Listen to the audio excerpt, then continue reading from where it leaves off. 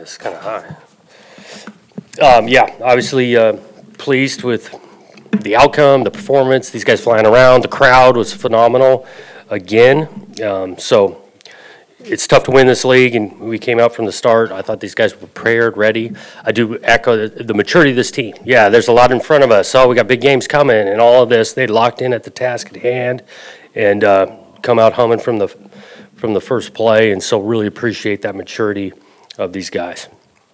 Questions?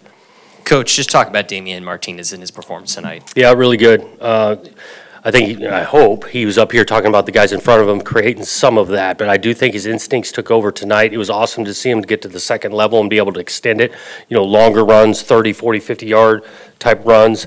Instincts, he cuts the ball back a couple of times. That's not how we're blocking it. It's a front side play. He cuts the thing all the way back. He was awesome tonight. The 4 touchdowns he had, this is a record that stood since the 1960s and has been done by several Hall of Famers, Jacquizz Rodgers, Steven Jackson. For him to do that tonight, especially with Jackson at Reser Stadium, I mean, what does this say about Damian Martinez as not only a person but as a player? Yeah, maybe, I don't know, maybe ask Dame on that with Stevie J back here, but, I mean, he's in that conversation with those type of backs. This guy's been here making big-time plays, and he rose to the occasion. We did want to come and had some stuff in the run game that we felt good about, and he showed up. Coach, talk about the O-line a little bit. It looked like the holes were as big as they've been all year. Yeah, they've been big, and those guys went to work. Again, with Levin good down, we Grant Stark has another nice game. Tanner Miller at center, and then Henley and obviously Josh Gray-Tolley have been huge for us. That group's pretty effective, and we're going to need them in here in the next few weeks. Coach, some greats back today. Coach Riley, Steven, Mike Hass. Talk about what they told the team and maybe your conversations with them over the past day or two. Yeah, it was awesome to see those guys kind of back around. We did have them in our team meeting last night, and really we just wanted to recognize them from the football program, those 4 guys, because, during the game, TV timeout, we're locked in when they're getting introduced and all that. And so we do want to pay credit to those guys that laid a foundation around here.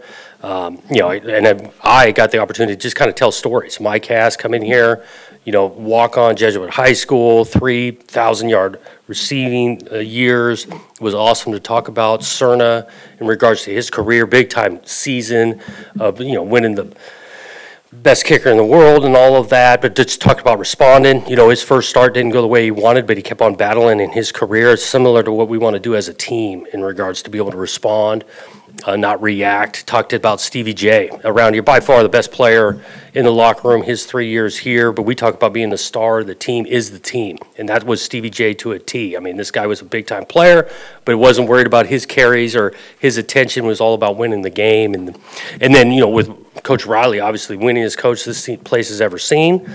Talked about me personally and what my development, my growth, my first exposure as a player and all of that. So it was awesome to have those, along with Bob DeCareless, around with Bobby D, to be here, to have him get recognized, what he'd done for this place.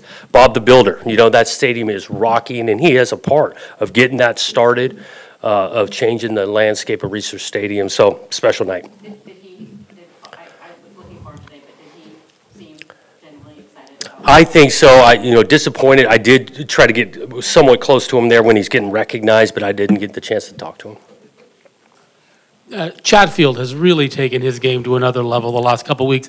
What does he bring to that defense? It seems like his speed for a defensive lineman is exceptional. Yep, he's got some athleticism, speed off the edge and all that. Shoot, he's catching the ball. He might have as many interceptions as sacks. The guy, he's been a difference maker. I do think the guys next to him are helping him out. Some of this is schematics now. We're trying to create an edge for Chat, but those guys inside doing their job. Siona continues to make it physical. Joe Golden, Hodge is in there doing some stuff. So got a good group.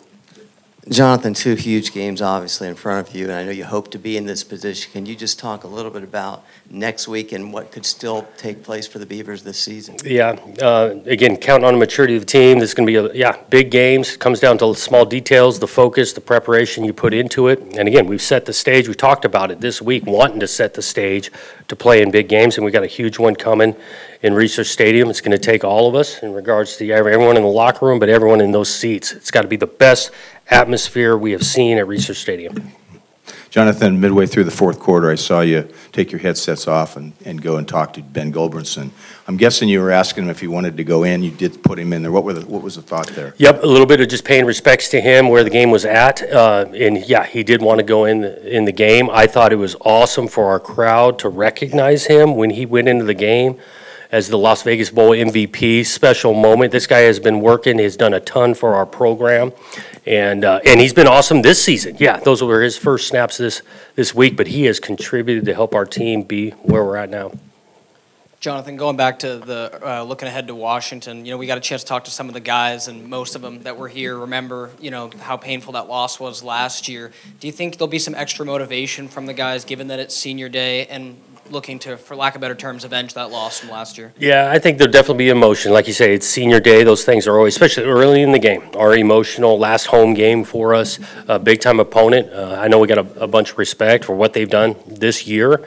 So I don't know if we need added motivation from last year, kind of where the stage is at, what we've got for this season. Obviously, what they got going, it's a big game. Word got around in the second half that ESPN Game Day is not going to come here next week. A lot of disappointed fans. How about you personally and the team? Not huge on my end, I'll be honest. I'm looking forward to, we got a great kickoff time at 4:30, and we got a great opponent coming in, and so hadn't put a lot of thought into it. Jonathan, you guys have had to go through quite a bit of adversity this season. Obviously, the 2 losses to Washington, Arizona, heartbreaks for Beaver fans out there.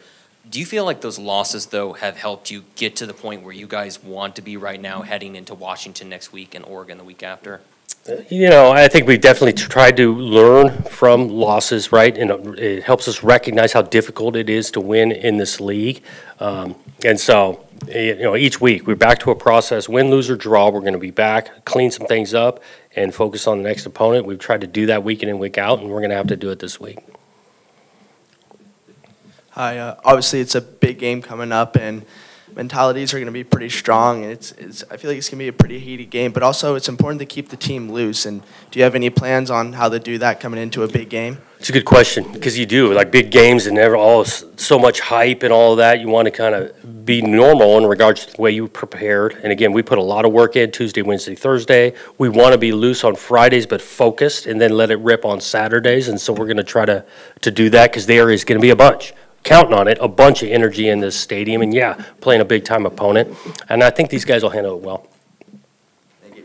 From a defensive standpoint, obviously you guys have played a lot of teams who've been playing 2 quarterbacks throughout the entire games. Now these final 2, obviously not easy quarterbacks to defend, but is it some weight off of you guys' shoulders to only have to, focus in and read 1 quarterback rather than 2 every week?